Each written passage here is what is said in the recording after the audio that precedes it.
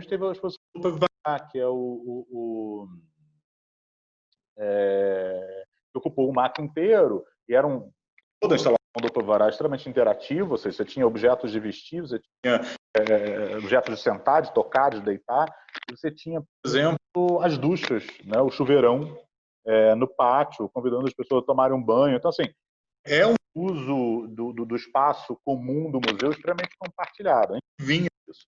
Essa exposição do Pavivará, por exemplo, ela terminou no domingo, dia 15 de março. No dia 17, a gente fecha o museu. No final de semana, no dia 14, no dia 15, a gente já encerrou algumas ações que viam o compartilhamento de estoque, né? Então, as roupas, por exemplo, de vestir, elas já não estavam disponibilizadas para serem vestidas, tal, exatamente para reduzir essa probabilidade de contágio com contato físico. Enfim, antes do Carnaval, quando começam as notícias do crescimento da pandemia na Itália, enfim, na França começaram os primeiros casos, tal, a gente começou a acender aqui a luzinha amarela. A gente fez um primeiro contato com a Fundação Municipal de Saúde, com a Secretaria Municipal de Saúde de Niterói, pedindo orientações. Naquele momento, a orientação, olha, está chegando, a gente não sabe ainda o grau, qual é a dimensão, só a Itália estava, nem a Itália estava completamente arrolada ainda numa grande crise pandêmica. Então a gente começou a se preocupar. Até porque a gente tinha uma situação, a gente estava em contato direto com 2 museus, um na Itália e um na Espanha, onde a gente estava emprestando obras de arte. E foi uma equipe nossa fazer o courrier, acompanhar essas obras de arte, isso imediatamente depois do Carnaval, ou seja, iniciozinho de março. As pessoas voltaram 5 dias antes do lockdown na Itália, por exemplo. Então a gente estava monitorando isso bem. A gente sabia que ia chegar aqui. A gente não tinha noção ainda nesse momento da dimensão que seria a pandemia. Ou seja, naquela época, a gente achava que ficaria o museu fechado por 2 semanas, 3 semanas. Tal. Seria uma coisa, realmente seria uma coisa meio um rastilho de pólvora, né? Que acabaria logo. A gente não tinha essa perspectiva mais longa. Mas exatamente nesse momento a gente retoma os contatos com as autoridades sanitárias da cidade, pedindo orientação. Ali na primeira semana de março, mais ou menos, a gente tem uma roda de conversa interna aqui no museu, com as equipes, toda a equipe do museu, especialmente a equipe que estabelece a relação com o público, né? Ou seja, toda a recepção, segurança, a equipe de monitoria do educativo do museu, estabelecendo procedimentos de segurança. Ou seja, a gente começa a se preparar, até porque sabia que naquele momento a gente não tinha ido vírus circulando pela cidade, aqui pelas cidades, no caso do Brasil, mas era uma questão de a gente tinha que começar a preparar as equipes. E tinha uma preocupação, né? O MAC é o grande ponto turístico da cidade de Niterói. A gente recebe aqui uma leva de turistas de fora do país gigantesco. Então a gente não sabia, tinha um certo receio ali do museu ser a entrada do vírus, a partir de uma relação com esse público que não tinha ainda, naquele momento, nenhum tipo de controle sanitário na entrada do país. Na semana que antecedeu o nosso fechamento, foi uma semana que, diariamente, a gente estava falando com a Secretaria de Saúde, falando com a Secretaria de Cultura, com a Fundação de Arte de Niterói, e conversando a respeito, ou seja, se preparando para uma situação em que a gente, de fato, fecharia o museu. Então, a gente fecha o museu completamente, inclusive parte administrativa, ou seja, as pessoas foram todas orientadas a trabalhar em home office. O que a gente manteve no museu? 2 seguranças em tudo, ou seja, porque a gente tem o museu demanda, tem obra de arte, acervo, tem os equipamentos e tal. Você tinha uma pessoa da limpeza vindo por semana para fazer uma limpeza básica do museu, e a gente tinha uma pessoa da museologia vindo uma vez por semana só para fazer um monitoramento da obra de arte. Teve um momento aí, nesse período, quando a gente observou, no final de março, ao longo dessa primeira quinzena de fechamento do museu, em conversas minhas com outros museus, né, com direção de outros museus aqui do Rio e tal, a gente começa a observar, e aí enxergando o que tinha acontecido na China e o que estava acontecendo na Europa, a gente começa a observar que esse fechamento do museu não seria por um mês e meio. Né? A gente, no mínimo, 3 meses. E aí eu tinha uma exposição aqui, por exemplo, que era de papel, que não suportaria ficar pendurada muito tempo. O papel cede, o papel, ele reage.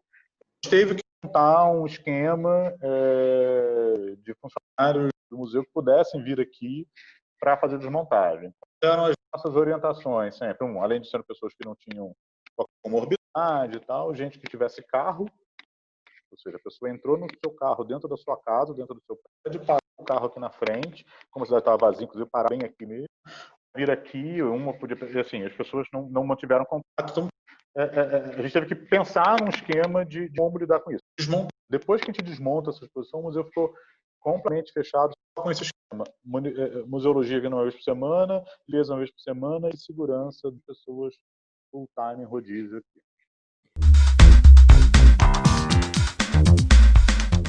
Isso, mas é um grande ponto de interesse turístico, né? Então, independentemente a gente ter exposição ou não ter exposição, a gente tem uma quantidade de visitantes que chegam aqui para conhecer o prédio da Maia. As pessoas vêm cá, vêm para fazer foto, para sentar na varanda, para tirar foto com esse de ângulo do Pão de Açúcar com a lateral do museu. E não era a mesma coisa. Né? Eu acho que simplesmente eu trazer uma câmera de vídeo para cá e filmar a circulação dentro do museu não traria a experiência do museu. E esse museu não é uma caixa branca, não é uma simples parede, um conjunto de obras colocadas. A arquitetura influencia localmente na experiência da visitação do museu. A gente teve uma decisão aqui no museu de que a gente não trabalharia uma simples transporte para o ambiente virtual do que tinha sido pensado fisicamente. Ou seja, a gente não quis simplesmente fazer um registro em vídeo, andando, das exposições montadas para o ambiente virtual. Porque essas coisas foram pensadas para esse ambiente do museu, que é um ambiente sui generis, muito específico, e não eram vários outros espaços, vários museus, acho que tem seus méritos. Uma decisão nossa ali. A gente tinha que pensar alguma coisa especificamente para esse ambiente virtual. Então, essa exposição, o Coleções Afetivas, surge a partir dessa provocação, onde a gente convidou as pessoas de Herói no primeiro momento, depois isso foi ampliado, para que elas mandassem para a gente imagens e contassem a história de um objeto, seja de arte ou não seja de arte, que elas tenham em casa, que tenham uma significância, que tenham uma história, que tenham uma importância para elas. A gente trazer isso para as redes sociais do museu. Né? O que a gente tem em casa que me afeta de alguma maneira, que me afeta esteticamente? Né? E a partir disso a gente estabelece a própria discussão do que é estética. Né? Nesse momento que as pessoas estavam paradas em casa, esses objetos, sejam de arte ou não, mas esses objetos estéticos, eles ganham uma dimensão, eles tornavam efetivamente uma janela para o mundo lá fora, né? Para memórias, para histórias, para muito a relação do afeto, nessa relação de memória, nessa relação desse importância que o MAC tem na vida das pessoas. Foi um projeto de 3, onde a gente pedia que as pessoas elas mandassem para a gente, postassem, que a gente ia repostar, fotos de momentos interessantes delas aqui, de recordações. Né? Então a gente trabalhava tanto essa relação do afeto com o objeto dentro da casa das pessoas, quanto num momento histórico em que elas tenham estado aqui no museu. E a partir daí estabelece uma discussão sobre qual é a função da arte, o que é arte, como é que a arte se enquadra nesse momento, como é que o museu ele se insere dentro desse contexto de ser um espaço que, a partir da obra de arte, a arte estabelece reflexões sobre o mundo. Então, um projeto com 1 mês e meio, a gente depois parou. A nossa ideia é fazer o caminho inverso. A gente não levou a exposição física para o ambiente virtual, mas pode trazer uma exposição virtual para o ambiente físico. Depois disso, teve outros projetos, como uma coisa que a gente observou, por exemplo, o MAC é um museu que é muito fotografado e muito postado nas redes sociais, né? Seguindo as hashtags MAC, o tempo todo estou recebendo notificação e tal. E que, obviamente, teve uma queda brusca disso. Já não são várias fotos por dia, de repente passou a ser uma foto por dia, uma foto a cada 2 dias. E porque as pessoas não estavam saindo. E Num primeiro momento da quarentena, você ainda tinha essa nível de porcentagem alta. Isso foi caindo com o tempo. As pessoas foram se absorvendo dentro do contexto de confinamento. Então, a gente também trabalha, que é uma questão que não diz respeito necessariamente à programação artística interna do museu, mas é essa relação do impacto, da força simbólica desse prédio, prédios na paisagem, na vida das pessoas. Então, a gente começa a estimular que as pessoas republiquem essas fotos, né, ou tenha passado aqui de carro na frente, fotos antigas, e a gente começa a fazer as repostagens também, o que chamou de marca do dia. Depois tem um outro projeto que vai ficar em cartaz até o final do ano, que é o Cinemac, também um projeto voltado, lançado justamente para o ambiente virtual. É uma programação de filmes de artistas. Não são filmes de arte, não são, ou seja, o filme de artista é o seguinte, é um filme que são produzidos por artistas visuais, artistas plásticos. Esse é o critério da curadoria.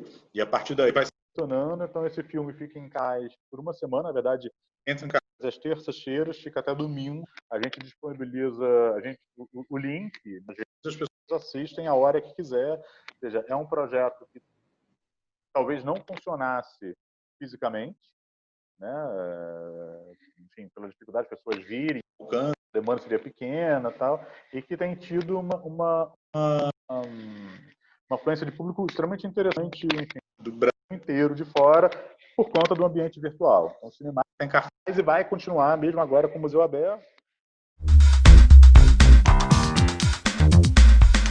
Em maio, ele começa a trabalhar no protocolo de abertura.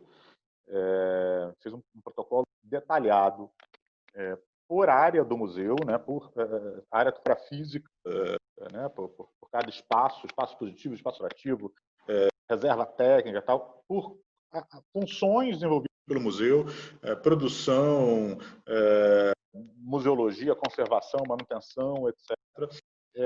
Por etapa de abertura, considerando o calendário, a estrutura de classificação, amarelo, roxo, abóbora, vermelho, etc., até a retomada do público. Então, você tinha uma primeira retomada que era administrativa, depois você tinha uma retomada já com público, restritivo, e aí adiante. Esse protocolo estabelecia procedimentos.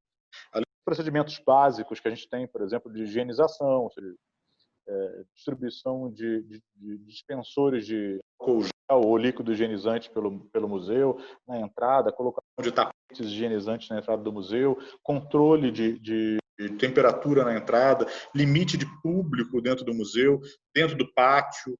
Né? No primeiro momento, o pátio permitia a entrada só de 25 pessoas, depois a gente foi progredindo, aumentando essa quantidade de pessoas, a obrigatoriedade de uso de máscara, algumas adaptações de espaços do museu, protocolos para recebimento de carga, de material, para saída, onde que entra, onde é que higieniza, onde é que não higieniza, tudo isso foi pensado. A gente ficou fechado de 17 de março até a gente reabriu no 8 de agosto. Esse momento inicial de abertura do pátio foi essencial para o treinamento da nossa equipe. Outra coisa que a gente discutiu, que vários museus fizeram, alguns museus criaram roteiro de visitação. A gente entendeu que aqui no MAC não tem condição de fazer isso. Né? Pela sua dinâmica, pelo seu desenho, né, de espacial, eu não conseguiria fazer um roteirozinho que as pessoas circulassem.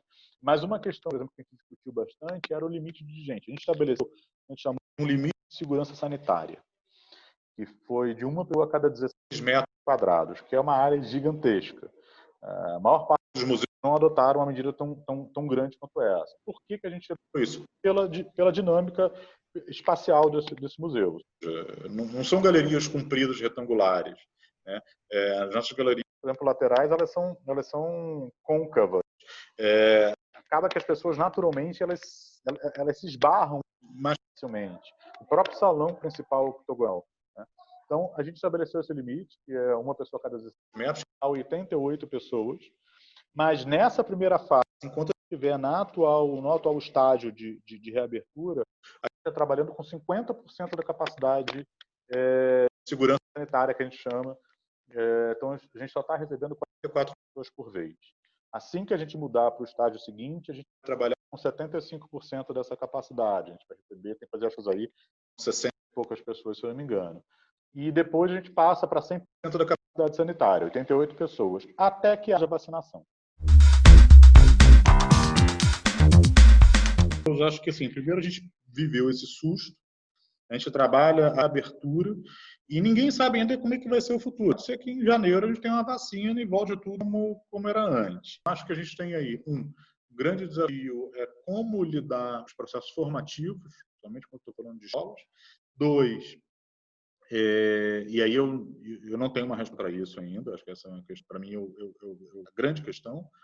Dois, a gente, mais do que nunca, incorporar esses acervos virtuais, essa produção artística de base tecnológica, que vai além, considerar espaço expositivo, o espaço de interação do museu, ele está para além do espaço físico, então o museu ele ganha novas áreas, ganha novos espaços, ganha novos ambientes.